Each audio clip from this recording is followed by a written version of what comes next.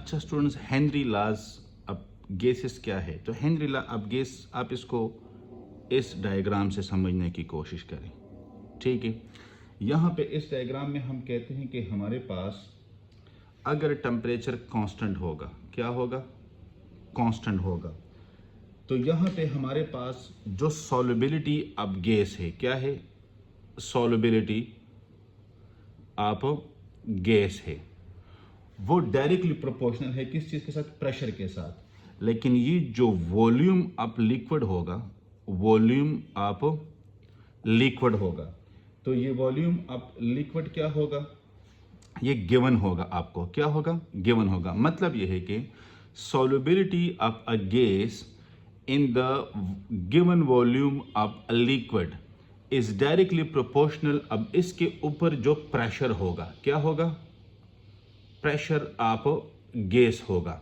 ये इसके साथ डायरेक्टली प्रोपोर्शनल है। क्या है? डायरेक्टली प्रोपोर्शनल है। मतलब ये है कि अगर टेम्परेचर कांस्टेंट होगा तो solubility of gas in a given volume of a liquid is directly proportional to the pressure of a gas. मतलब जितना हम प्रेशर ऑफ अ गैस इसके ऊपर इंक्रीज करेंगे उतनी ही सॉल्युबिलिटी ज्यादा होगी। और इसकी मिसाल है कोका कोला, पेप्सी के अगर बोटल्स में आपने देखा होगा, उसको हम खोलेंगे तो वहां पे वो बुलबुले बनते हैं, एफर्वेसेंस।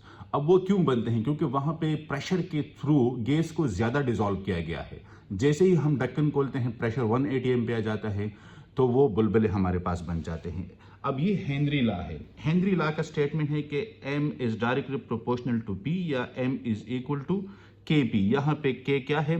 हेनरीज कांस्टेंट है। हेनरीज कांस्टेंट है। अब ये लॉ किस वक्त एप्लीकेबल है?